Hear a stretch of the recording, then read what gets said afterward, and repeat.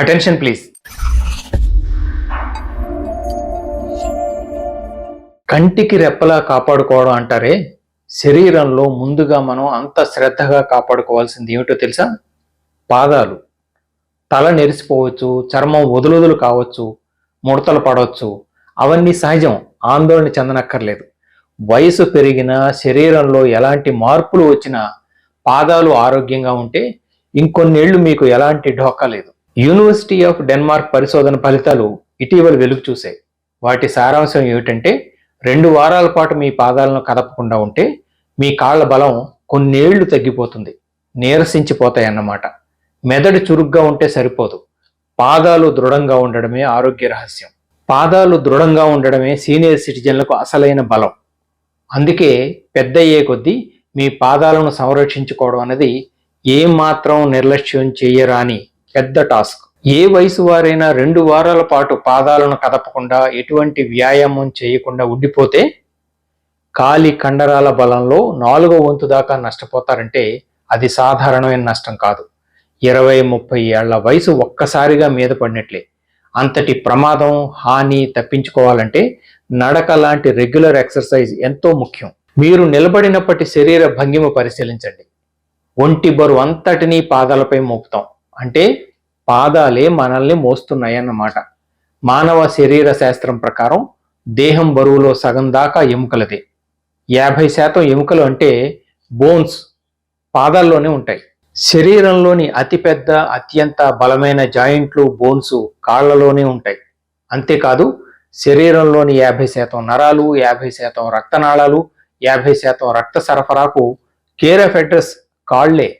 ఒక్క విషయం గుర్తుంచుకోండి, కాలి కండరాలు దృఢంగా ఉంటే గుండె బలంగా ఉంటుంది.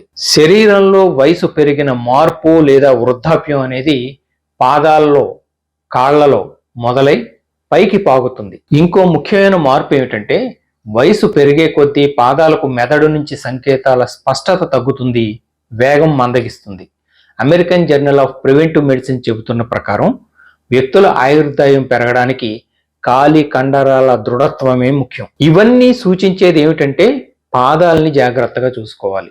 వయసు పైబడే కొద్దీ ఎముకల్లో కాల్షియం తగ్గుతుంది. అందుకే పెద్దవారికి ఎక్కువగా ఫ్రాక్చర్లు అవుతూ ఉంటాయి. పాదాలకు పగుళ్ళు చాలా మందిలో కనిపిస్తున్న సమస్య. కొంతమంది వ్యూయర్స్ ఈ అంశంపై వీడియో చేయాలని అడిగారు. పాదాల్లో పగుళ్ళు నొప్పి, మంట కలిగిస్తాయి. కొందరికైతే పగుళ్ళ నుంచి రక్తం కారుతుంది. కొన్ని జాగ్రత్తలు తీసుకుంటే ఇటువంటి ఇబ్బందులు తప్పించుకోవచ్చు. ముఖ సౌందర్యంపై కనబరిచే శ్రద్ధ, మేకప్ కోసం వెచ్చించే టైంలో 4వ వంతైన పాదాలకు కేటాయించరు. అశ్రద్ధతో పాటు ఎగ్జిమా, సోరియాసిస్, డయాబెటిస్ కారణంగా పాదాలు ఎక్కువగా పగులుతూ ఉంటాయి. స్నానం చేశాక పాదాలకు మాయిశ్చరైజర్ రాస్తూ ఉండండి, నొప్పి తగ్గి మృదువుగా మారతాయి. జోళ్లు కొనుక్కునేటప్పుడు జాగ్రత్త, కాళ్లను గట్టిగా నొక్కేసే టైట్ చెప్పులు కాకుండా సౌకర్యంగా ఉండే పాదరక్షలు ఎంచుకోవాలి. వీలైనంత వరకు సాక్స్ వాడండి. కొంతమందికి వర్షాకాలం వస్తున్నదంటే భయం. ఎక్కువ చెమ్మలో నడవడం వల్ల పాదాలు ఒరిసిపోతాయి, దురద పెడతాయి. అలా దురద పెట్టే చోట వెనిగర్, నిమ్మరసం కలిపి రాస్తే మంచిది.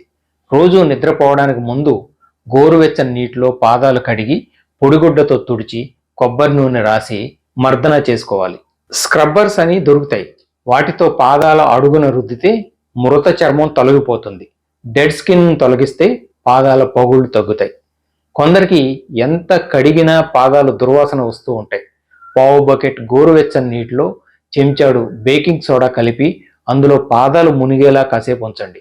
ఇలా 1 వారం పాటు రాత్రి వేళ చేస్తే మంచి రిజల్ట్ వస్తుంది. మీ స్పందనను, సూచనల్ని కామెంట్స్ విభాగంలో పోస్ట్ చేయండి. మరో అంశంతో మళ్ళీ మీ ముందుకు వస్తాను. This is Balu Ekkal Devara signing off. నమస్తే.